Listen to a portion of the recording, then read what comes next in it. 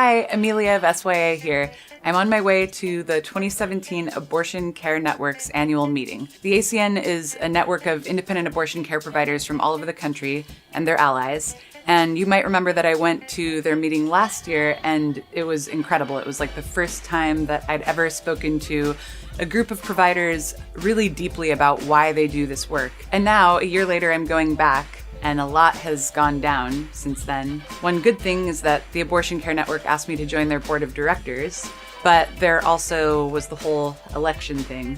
It's been a really brutal year for abortion care providers in this country, and really for anybody who cares about justice. But abortion care providers are not new to the struggle. They've been fighting for a really long time, and I think that there's a lot to learn from people who have been in it the way that they have for decades.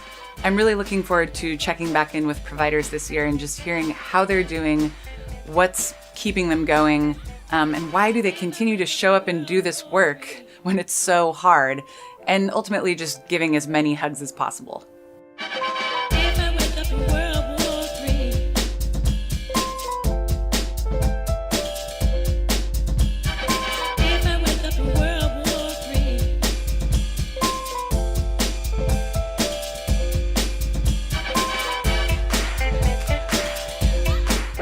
When I found this work and really got to experience what it was to work in abortion care and what it was to work with women and help them in a way that enabled them to have the lives that they wanted, to be able to have the families that they want, that meant more to me than anything. You get inside the clinic walls, you momentarily forget how terrible the external world is, right? Because once you're in there, it's all about love and care and really respecting women's questions and the experience they want to have. What is the point of abortion being legal if there is no place or people to provide the service? The reality is that the patients that we see as independent providers are not going to have another place to go if we're not there for them. I did my first abortion in Philadelphia, well, actually in Crozer, Chester, Pennsylvania, in 1970.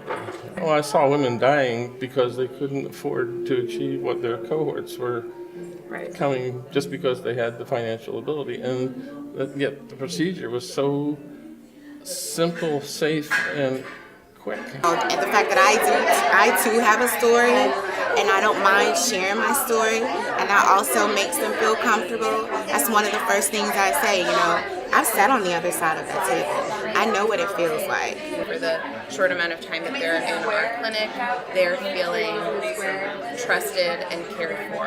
And I feel like that I'm helping women. It gives my heart a warm, fuzzy feeling when I know that I have helped a woman who has 3 children at home. Another pregnancy is going to affect the lives of those children.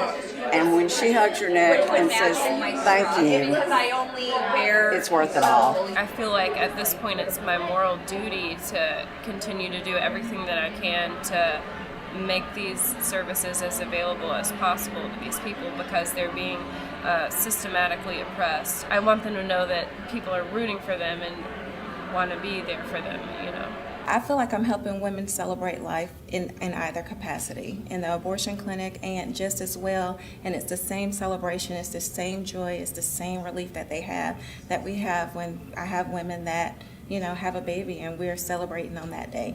She come through the clinic and she feels like she's already been judged so much. Maybe she's judging herself even more than outsiders. However, just releasing her and letting her know this is your decision. You don't owe anybody any explanation, and that is absolutely okay. And just in that moment, she decided she could just be quiet, have her procedure done, and leave with dignity. I don't think there's anything else that is so transformative other than abortion care. And I think the people that work in abortion clinics certainly don't do it for the accolades. They do it because they're committed to the mission. And I've never met a more wonderful group of people than independent providers. Well, I am a lesbian who is functionally infertile, so I've never had an abortion, and I probably never will have an abortion. But for me, it's a human rights issue. Bodily autonomy is something everyone deserves, including women who are also people. Surprise, surprise. Right now, there are 5 states with a single abortion provider. It is an undue burden on the people, the medical community, the families who have not consented to have older white males determine when and if they create family. We are in the middle of a healthcare crisis. When I was growing up, the older people used to say, when there was a civil rights setback, baby, in times like these, it's always been times like these. So I say that because we've never been in a period where those of us who are in pursuit of justice, whether it be racial or gender justice, have never had to contest for those rights. It's more pronounced now, but it's always been times like these. I say to people that we have to draw on our legacy of resiliency. So we simply have to refuse to relinquish our quest for righteousness and the moral arc bends towards right. So if you're on the right side of history, it's just a matter of time.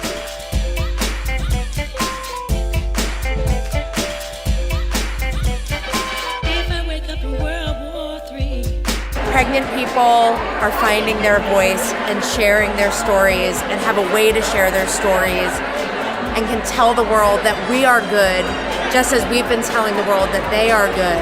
Important thing you can do to support abortion access is to say the words, like say abortion, say vagina, say penis, say clitoris, say all those words. We're battling through, and we're going to do what it takes to stay open and provide the services. And it just does something to me knowing that, I'm standing up for my daughter, for my mother, for my sister. And you got to stand up. Breathe deep and fight deep isolation that oppression's thin veil can no longer maintain. Wake up in World War III.